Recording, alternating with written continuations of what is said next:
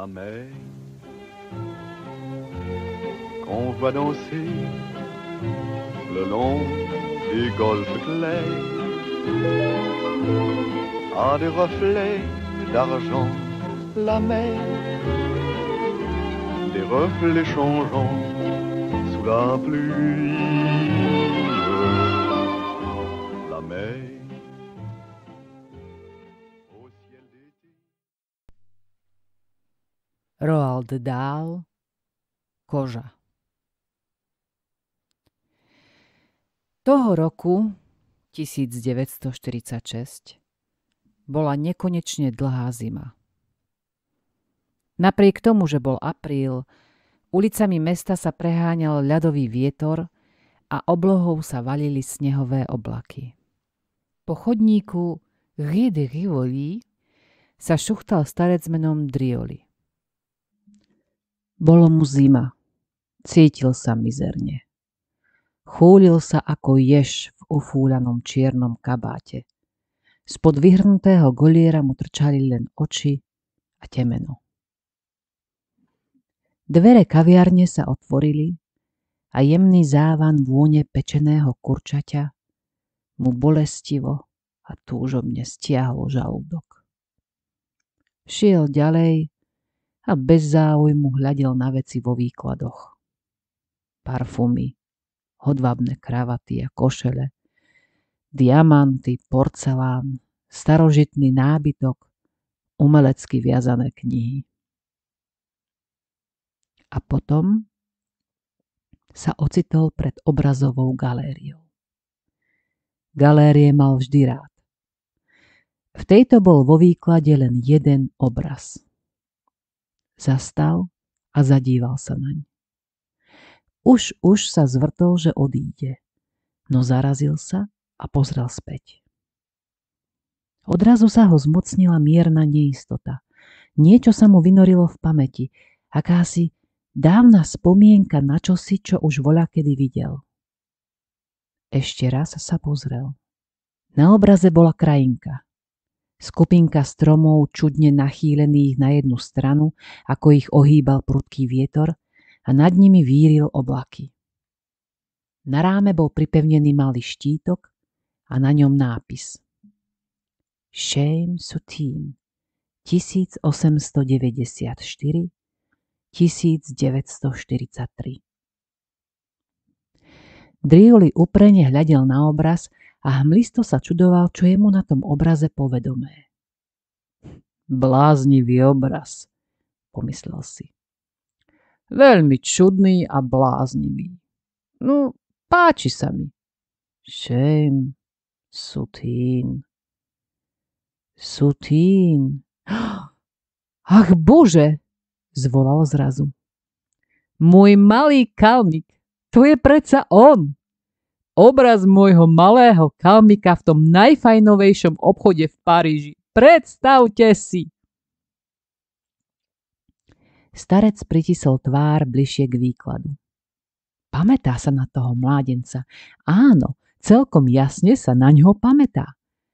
Ale kedy to bolo? Nebolo ľahké rozpomenúť sa. Už je to tak dávno. Kedy? Pred 20? Alebo skôr 30 rokmi? Moment. Áno, bolo to rok pred vojnou, pred prvou svetovou vojnou, roku 1913. Veru tak. A toho Sutina, toho škaredého malého kalmika, zachmúreného, zádumčivého mládenca mal rád. Takmer ho zbožňoval. Nevedno prečo. Hádam, pretože vedel maľovať. A ako vedel maľovať? Čoraz zreteľnejšie sa rozpamätúval. Na ulicu, na rad nádob na odpadky po celej jej dĺžke, na hnilobný pach, na hnedé mačky vznešene kráčajúce pomedzi odpadky a aj na ženy. Spotené, tučné ženy, ktoré vysedávali na priedomí s nohami na hrbolatej dlážbe. Ako sa volala tá ulica, kde to ten chlapec býval?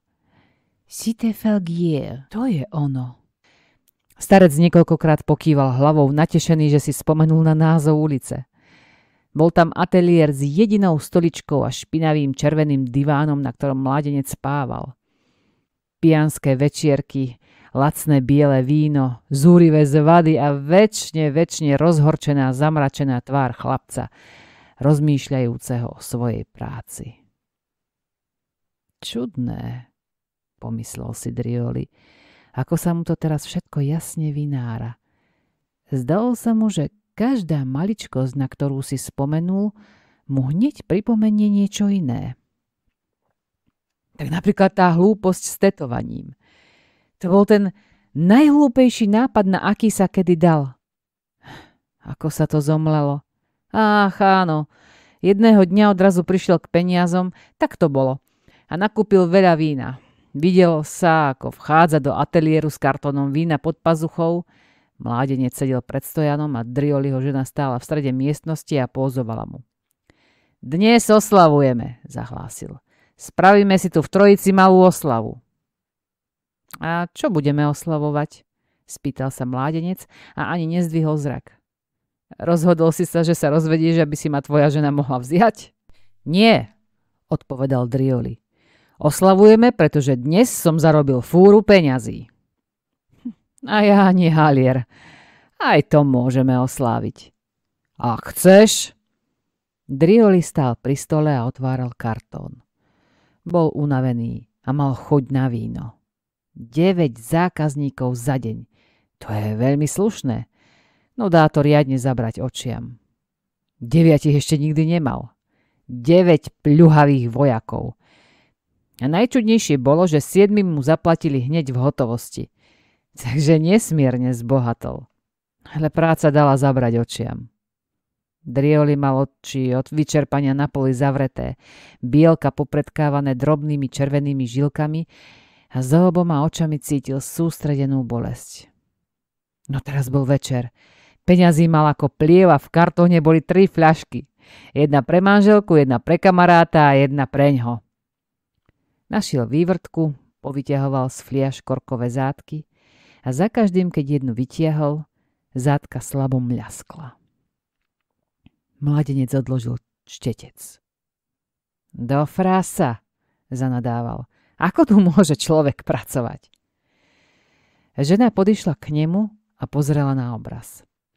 Aj Drioli k nemu pristúpil s fľašou v jednej a s pohárom v druhej ruke. Nie! Zvolal mládenec a odrazu vskypel hnevom. Prosím vás, nepozerajte sa. Strhol plátno zo stojana a postavil ho čelom k stene. No Drioli obraz videl. Páči sa mi. Je strašný. Je fantastický. Všetko, čo namaľuješ, je fantastické. Všetky tvoje obrazy sa mi páčia. Problém je len v tom, povedal mládenec a zamračil sa, že ma nenakrmia. Obrazov sa nenajem. Ale aj tak sú fantastické. Drioli mu podal pohár s bledožltým vínom. Napí sa, povedal. Budeš sa cítiť šťastný.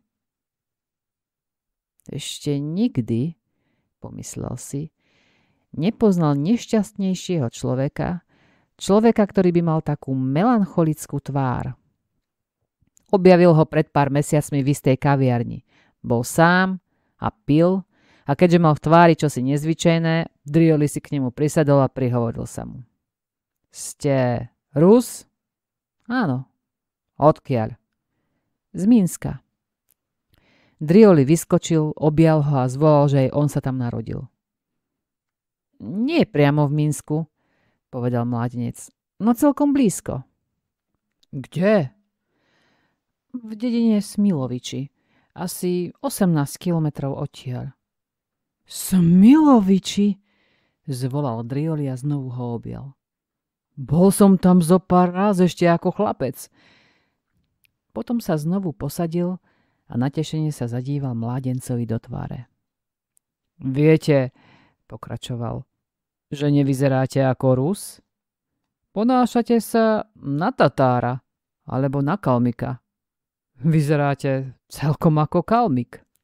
Teraz v ateliéri Drioli znovu pozrel na mládenca, ktorý zdvihol pohár vína a na dúšok ho vypil. Áno, črty jeho tváre naozaj pripomínali Kalmika. Mal ju veľmi širokú, s výraznými lícnymi kostiami, so širokým hrubým nosom. Šírku líc ešte znásobovali ostro odstávajúce uši. Mal úzke oči, čierne vlasy, masívne oduté kalmické pery, ale tie ruky Drioliho za každým udivili, boli malé a biele ako ruky ženy s drobnými tenučkými prstami. Nalej mi ešte, povedal mládenec. Ak máme oslovovať, tak poriadne. Drioli ponalieval víno a posadil sa na stoličku. Mládenec spolu s Drioliho ženou si sadli na starý diván. Na dláške medzi nimi stáli 3 fľašky. Dnes večer budeme piť, kým budeme vládať, povedal Drioli. Nesmierne som zbohatol. Hádam, by som mal skočiť ešte po pár fľaš. Koľko mám vziať? Ešte 6, odpovedal chlapec. Pre každého 2. Dobre, idem po ne. Pomôžem ti. V najbližšom bufete kúpil Drioli 6 fliaš bieleho vína a odniesli ich do ateliéru. Rozložili ich na dláške do 2 radov. Drioli vzal vývrtku a všetkých 6 fliaš odzátkoval, potom si znovu sadli a pili ďalej. Len ozajstní boháči, vravel Drioli, si môžu dovoliť takúto oslavu. Veru, súhlasil mládenec. Tak veru. Však, Josie. Jasné. Ako sa cítiš, Josie? Skvelo. Pustíš Drioliho k vode a vydáš sa za mňa? Nie. Vynikajúce víno, povedal Drioli. Nie každý si ho môže dovoliť piť. Pomaly, metodicky sa spíjali. S pitím mali skúsenosti, ale jednako sa dala vybadať istá obradnosť. Musela sa zachovať istá dôstojnosť, znovu a znovu sa muselo povedať veľa slov, aj víno sa muselo chváliť, aj dávať pozor, aby pili pomaly, aby mali čas vychutnať všetky 3 lahodné stupne opitosti, najmä ten, Drioliho, keď sa človek začne vznášať a zdá sa mu, ako by ani nemal nohy. Zo všetkých 3 stupňov to bol ten najkrajší. Mohol si hľadiť dolu na nohy, ktoré boli tak ďaleko, až sa čudoval, akému bláznovia si patria a prečo sa povaľujú v tej diaľke na dláške. Po chvíli vstal. Chcel zažať svetlo. Prekvapilo ho, že nohy šli s ním, a to najmä preto, lebo necítil, že by sa nimi dotýkal zeme. Vzbudzovalo to v ňom príjemný pocit, že kráča vo vzduchu. Potom sa začal prechádzať po miestnosti a potmehúcky poškľoval po plátnach opretých o steny. Počúvaj, ozval sa napokon. Mám nápad. Podišiel dopredu a zľahka sa knísajúc zostal stáť pri diváne. Počúvaj, kalmiatko. Čo je? Mám bohovský nápad. Počúvaš? Počúvam, Josie. Mňa počúvaj, prosím ťa. Si môj priateľ, môj malý škaredý kalmik z Mínska a pre mňa si taký umelec, že by som chcel mať od teba obraz, krásny obraz. Ver si všetky. Vezmi si všetko, čo tu nájdeš, no neruž ma, keď sa zhováram s tvojou ženou. Nie, počúvaj ma teraz. Mám na mysli obraz, ktorý by som mohol mať vždy pri sebe, vždy. Nech budem kdekoľvek, nech sa čokoľvek stane, vždy pri sebe. Obraz od teba. Načiahol sa a pomýkal mládenca za koleno. Počúvaj ma, prosím ťa. Počúvaj ho, povedala žena. Ide o toto. Chcem, aby si mi obraz nakreslil na chrbát. Potom mi to, čo si nakreslil, vytetuješ, takže mi to tam zostane navždy. To je ale bláznivý nápad. Naučím ťa, ako sa tetuje. Je to jednoduché. Aj dieťa by to zvládlo. Ja nie som dieťa. Prosím ťa. Ty si sa zbláznil. Čo vlastne chceš? Maliar pozrel do Drioliho tmavých, vínom rozžiarených očí. Čo chceš, do frasa? Zvládol by si to raz, dva, vážne, vážne. Myslíš to tetovanie? Áno, tetovanie, naučím ťa to za 2 minúty. To nejde. Chceš povedať, že neviem, čo vravím? Nie. To mládenec povedať nemohol, lebo ak sa niekto vyznal v tetovaní, tak to bol Drioli. Vary nepotetoval minulý mesiac jednému chlapcovi celé brucho tým najfantastickejším a najjemnejším kvetinovým vzorom? A čo ten zákazník, ktorý mal také zarastené prsia, že mu na ne vytetoval medveďa, a to tak, že chlpy na prsiach vytvárali medvedí kožuch? Nevedel Vary vytetovať na chlapskom nadlakti podobu ženy tak šikovne, že pri pohybe svalu postava ožívala a čudne sa zvíjala. Ja len... Že máš vypité, povedal mládenec, a hovorí z teba alkohol. Josie by nám mohla pózovať. Josín obraz na mojom chrbte. Vary, nemám právo mať na chrbte obraz svojej ženy. Josín obraz? Áno. Drioli vedel, že stačí, ak spomenie svoju ženu, a mládencové hrubé tmavé pery sa uvoľnia a rozochvejú. Nie, protestovala žena. Josie, láska moja, prosím ťa. Tu máš fľašku a doraz ju, budeš povoľnejšia. Je to bohovský nápad. V živote mi čosi také nezišlo na Aký nápad? Že by mi nakreslil na chrbát tvoj portrét. Nemám na to právo? Môj portrét? Akt, povedal mládenec. Na to by som sa dal. Akt nie, protestovala ona. Je to bohovský nápad, povedal Drioli. Je to celkom bláznivý nápad, usúdila žena. V každom prípade to za pokus stojí, povedal mládenec. Na taký nápad si treba pripiť. Vyprázdnili ďalšiu fľašku. Potom mládenec povedal. Nebude z toho nič. To tetovanie nezvládnem. Ale ten obraz si na chrbát nakreslím a budeš ho tam mať dovtedy, kým sa neokúpeš a nezmieš si ho. A ak sa až do smrti nebudeš kúpať, zostane ti tam navždy, pokiaľ budeš žiť. Nie, povedal Drioli. Áno, a v ten deň, keď sa rozhodneš okúpať, aspoň budem vedieť, že si môj obraz už nevážiš. Bude to skúška tvojho obdivu k môjmu umeniu. To sa mi nevidí, povedala Josie. Tak veľmi obdivuje tvoje obrazy, že by sa celé roky neumýval. Nech si to dá vytetovať. Ale nejaký akt. Tak potom len hlavu, povedal Drioli. Nezvládnem to. Je to strašne jednoduché. Ručím ti za to, že sa to za 2 minúty naučíš. Uvidíš. Skočím si po nástroje, po ihly a atramenty. Mám rozličné farebné atramenty, toľko farieb ako ty a ešte oveľa krajšie. Vylúčené. Mám more atramentov. No povedz, Josie, nemám všelijaké farby? Máš. Uvidíš, vravel Drioli. Zájdem po ne. Vstal zo stoličky a neisto, no odhodlane vyšiel z miestnosti. O 0,5 hodiny bol späť. Priniesol som všetko, zvolal a zamával hnedou taškou.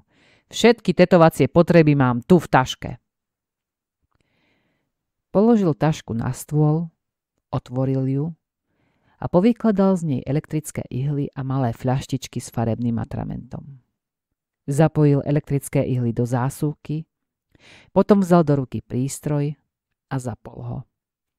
Prístroj začal bzučať a ihla, ktorá z neho vyčnievala, sa začala bleskovo pohybovať hore dolu. Zhodil zo seba sako a vyhrnul si rukáv na ľavej ruke. Teraz pozeraj. Sleduj ma a ja ti ukážem, aké je to jednoduché. Voľa, čo si sem na ruku nakreslím. Takmer celé predlaktie mal pokryté modrým tetovaním, no našiel si na koži kúsok voľného miesta, aby mu to mohol predviesť. Najprv si vyberiem atrament. Povedzme Obyčajný modrý. A namočím do neho ihlu. Tak. Držím ihlu zvislé a zľahka ňou prechádzam po povrchu pokožky. Takto. Prúd poháňa motorček a ihla vibruje, prepichuje kožu a vpúšťa dnu atrament. To je všetko. Pozri, aké je to jednoduché. Aha, pozri, ako si nakreslím na ruku chrta. Mladenca to zaujalo. Ukáž? Teraz si to skúsim ja. Na tvojom nadlaktí. Vzal bzučiacu ihlu a začal ňou kresliť Driolimu na ruku modré čiary. Je to ľahké, povedal. Je to ako kresliť perom a atramentom. Nie je v tom nejaký rozdiel. Iba, že to ide pomalšie. Nič na tom nie je. Si pripravený? Môžeme začať? Už aj. Modelka, zvolal Drioli. Poď sem, Josie. Prekypoval nadšením, knísal sa po ateliéri, pripomínajúc dieťa, ktoré sa chystá na nejakú vzrušujúcu hru. Kde ju chceš mať? Kam sa má postaviť? Nech si stane tam k toaletnému stolíku. A nech si rozčesáva vlasy. Namalujem ju, ako si češe vlasy, ktoré jej splývajú na plecia. Úžasné! Si génius! Žena zdráhavo podišla k stolíku s pohárom v ruke a zastala tam. Drioli si zobliekol košeľu a nohavice.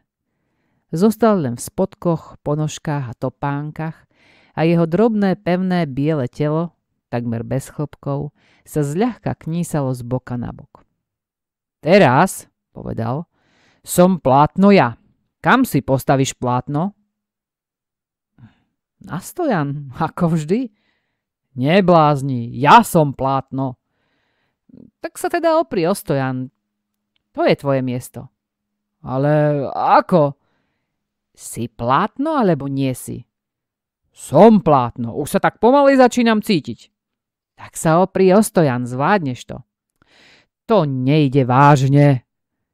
Tak si sadni na stoličku, sadni si chrbtom a budeš si môcť oprieť svoju opitú hlavu o operadlo.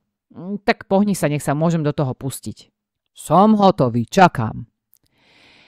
Najprv, vravel mládenec, si spravím skicu. Ak sa mi bude pozdávať, potom ju vytetujem. Širokým štecom začal maľovať na mužov obnážený chrbát. Jaj, jaj, zviskol Drioli. Po chrbte mi behá obrovská stonožka. Teraz sa nehyb sa. Mládenec pracoval rýchlo, nanášal tenúčkú vrstvičku modrej farby, aby mu neskôr pri tetovaní neprekážala. Hneď od začiatku sa tak sústredil, až sa zdalo, že opitosť ho prechádza. Pracoval s nehybným zápestím, rýchlymi, krátkými ťahmi šteca a o necelú polhodinu bol hotový. Výborne. A je to, povedal Josie, ktorá sa v zápäti vrátila na diván, ľahla si a zaspala. Drioli bdel. Pozoroval, ako mládenec vzal ihlu a namočil ju do atramentu. Potom ucítil ostré bodanie, tomu ihla prepichávala kožu na chrbte. Bolesť bola nepríjemná, ale znesiteľná. Nedovoľovala mu však zaspať. Drioli sa zabával tým, že sa usiloval utvoriť si obraz o tom, čo sa mu robí na chrbte. Sledoval smer ihly a všímal si rozličné farby atramentu, ktoré mládenec používal. Pracoval s neopísateľnou dychtivosťou. Zdalo sa, že ho drobný prístroj a to, čo sa s ním dá robiť, celkom zaujal. Prístroj bzučal a mládenec pracoval až do skorého rána. Drioli si spomínal, že keď maliar napokon odstúpil a povedal hotovo, vonku bol už deň a z ulice doliehal šum. Chcem to vidieť, ozval sa Drioli. Mládenec mu šikmo pridržal zrkadlo a Drioli vykrútil krk a pozrel sa. Ježišmária, zvolal. Pohľad mu vyrazil dých. Celý chrbát od krku až po koniec trupu mu hýril farbami. Zlatá, zelená, modrá, čierna a purpurová. Tetovanie bolo také husté, že vyzeralo takmer ako oleomaľba. Mládenec sa čo najvernejšie pridržiaval pôvodných ťahov šteca. Starostlivo ich vyplňoval atramentom, pričom obdivuhodne využil chrbticu a vyčnívajúce lopatky tak, že tvorili súčasť obrazu. Navyše Hoci táto metóda bola zdĺhavá, sa mu podarilo dosiahnuť v obraze istú spontánnosť. Portrét bol ako živý.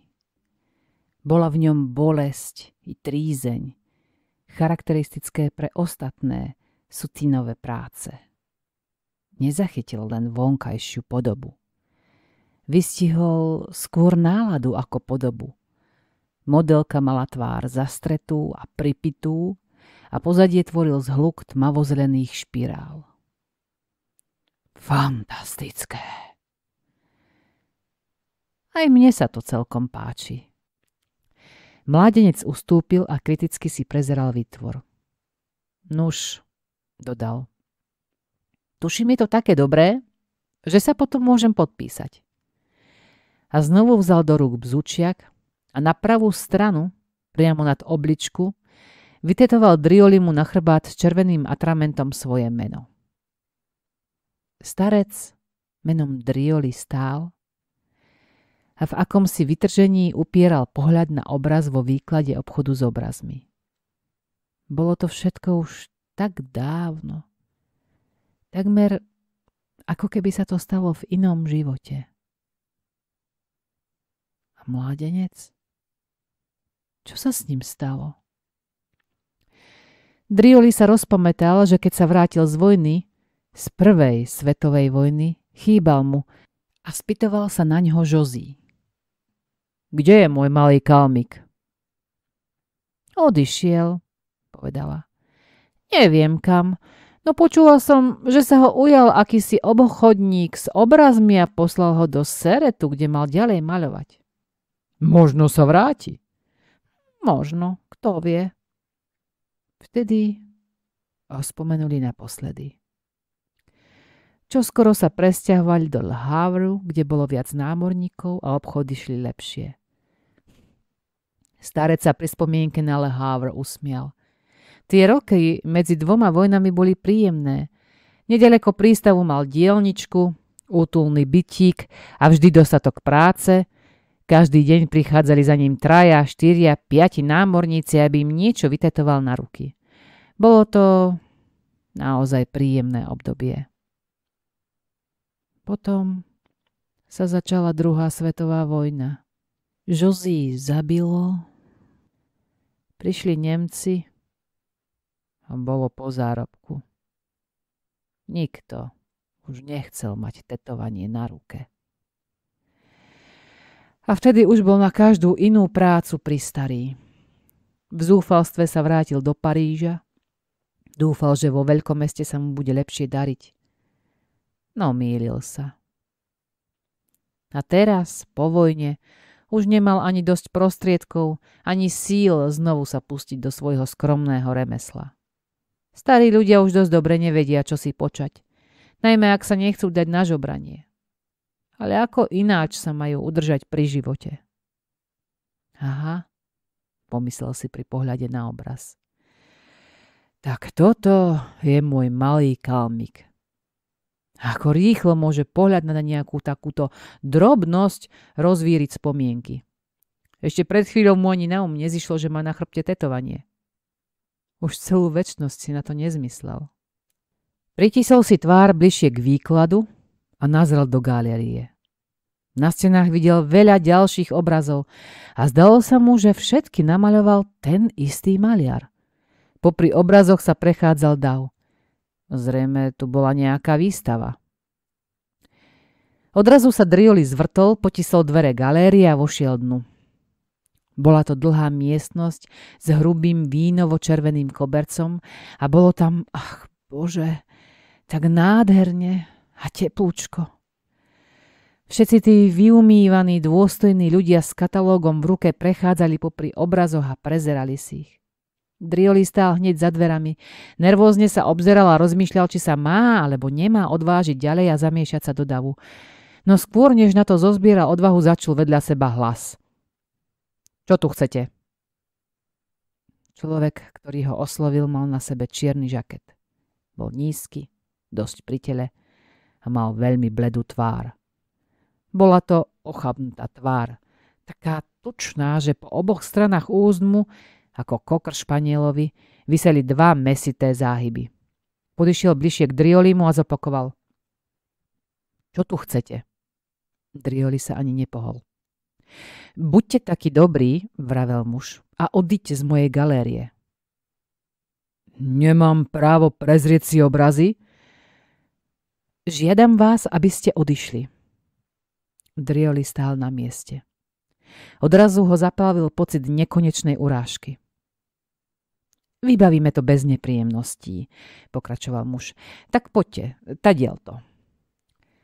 Položil Driolimu na plece tučnú bielu labu a začal ho energicky tisnúť k dverám.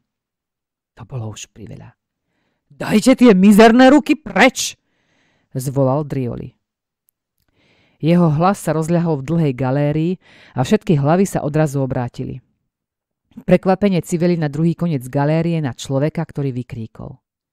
Majiteľovi pribehol na pomoc sluha v livreji a obaja sa usilovali vytisnúť Drioliho z dverí. Ľudia meravo stáli a sledovali ich zápas. V ich tvárach sa zračil len nepatrný záujem a zdalo sa, ako vraveli, to je v poriadku, nič nám nehrozí, postarajú sa o to. Aj ja, kričal Drioli, aj ja mám obraz od tohto maliara, bol to môj priateľ a mám obraz, čo mi daroval. Je to blázon. Šialenec, nebezpečný šialenec. Niekto by mal zavolať políciu.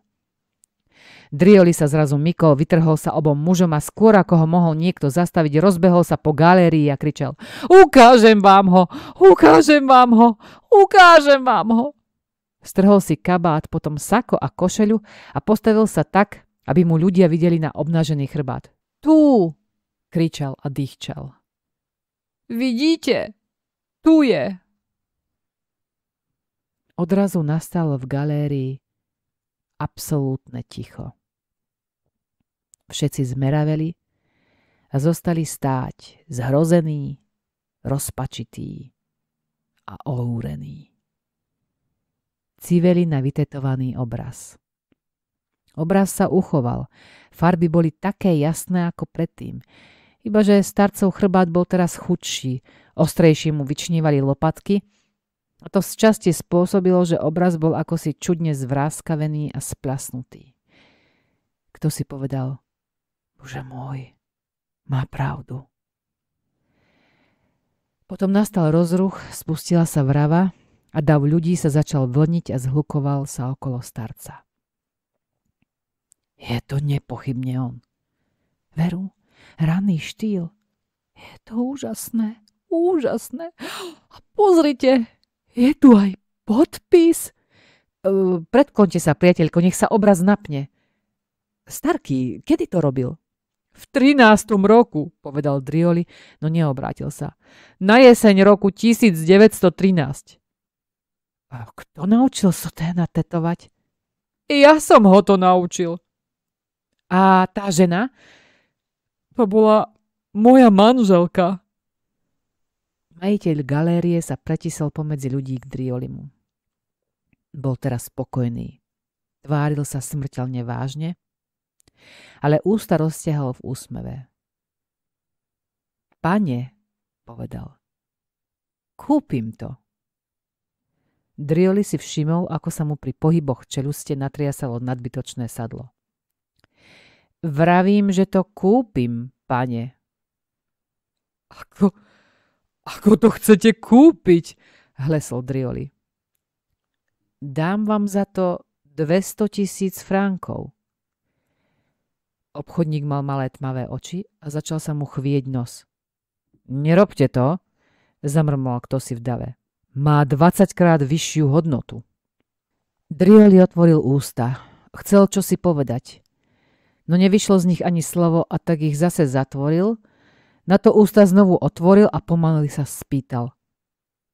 A ako ho môžem predať?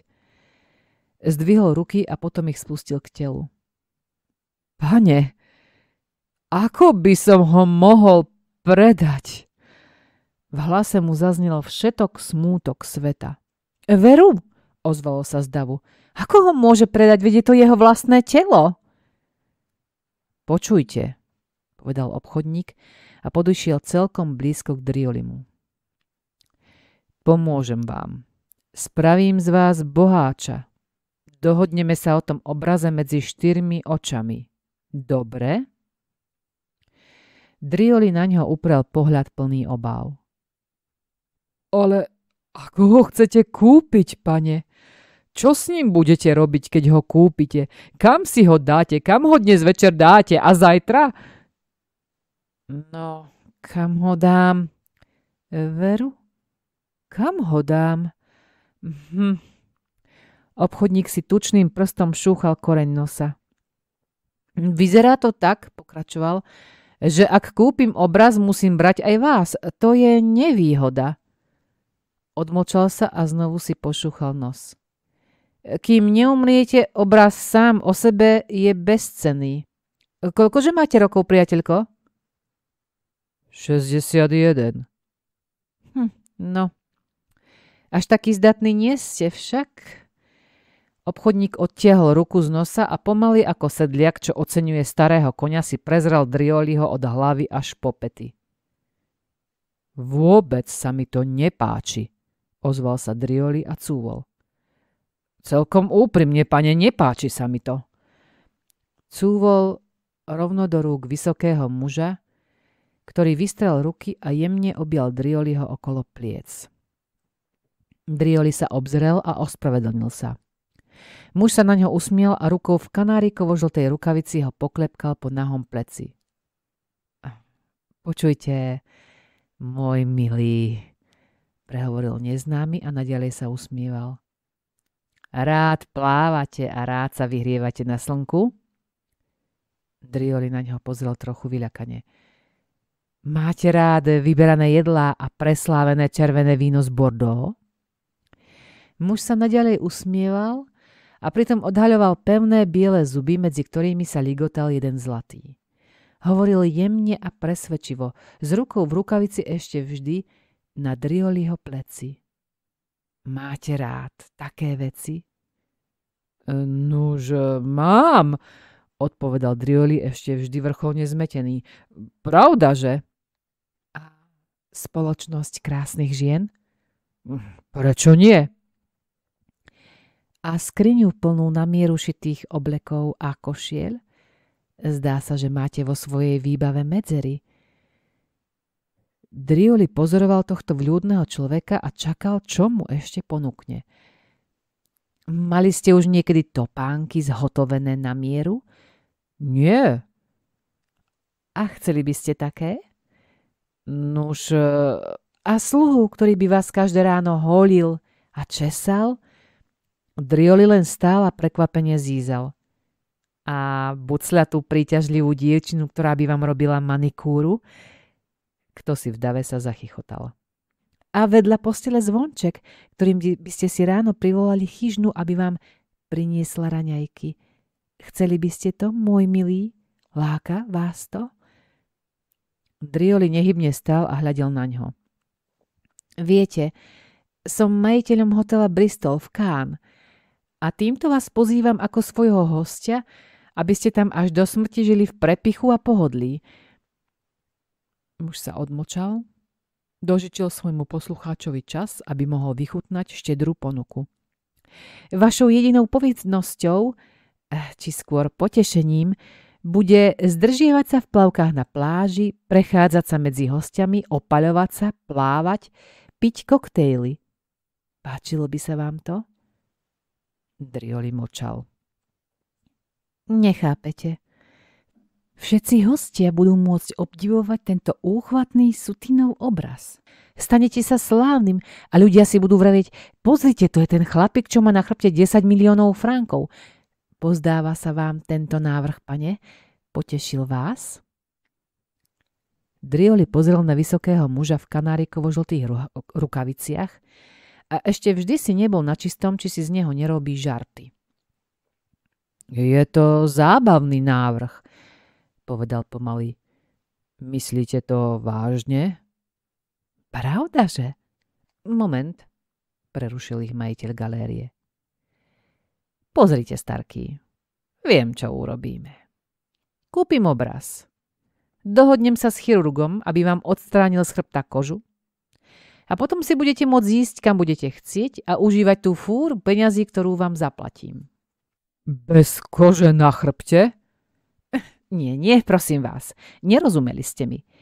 Chirurg by vám našiel novú kožu. Je to jednoduché. A to by sa dalo? To sa robí. Hlúposť, ozval sa muž s kanárikovými rukavicami. Na takú veľkú transplantáciu kože je už pristarý. Zabilo by ho to.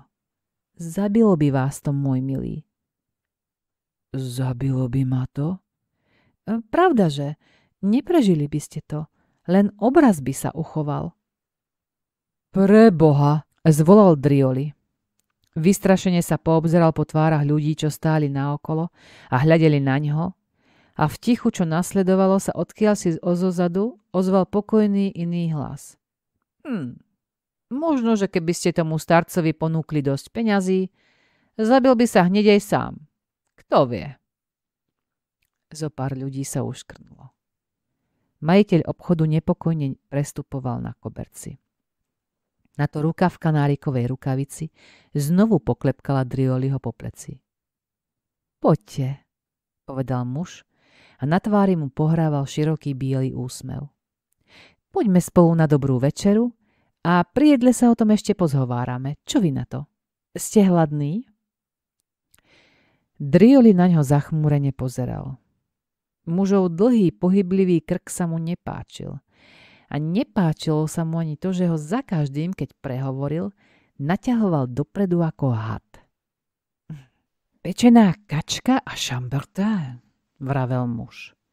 Vyslovil tie slova s prízvukom, ako by ich vychutnával jazykom. A možno aj soufflé au marron, ľahké a krehké. Drioli vyvrátil oči k stropu, pery sa mu uvoľnili a zvlhli. Bolo vidieť, ako sa tomu chudákovi začínajú doslova zbiehať v ústach sliny. No čo poviete na tú kačku? Pokračoval muž. Máte ju rád dohnedá a košku pekne chrumkavú, alebo...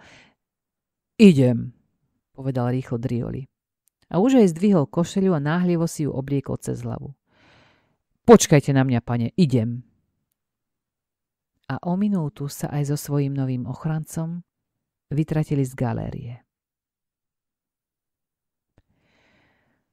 O pár týždňov sa Saténov obraz, ženská hlava, nakreslená nezvyčajným spôsobom, pekne zarámovaná a nahrubo nalakovaná, zjavila na dražbe v Buenos Aires.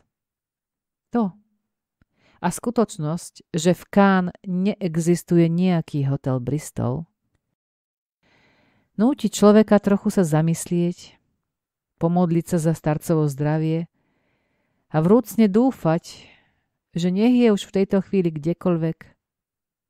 Je pri ňom buclaté, príťažlivé dievča, čo mu robí manikúru, a chyžná, čo mu ráno nosí do postele raňajky. La mer qu'on voit danser le long des golfes clairs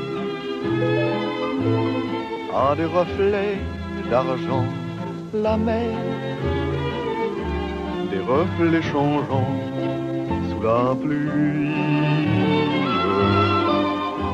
La mer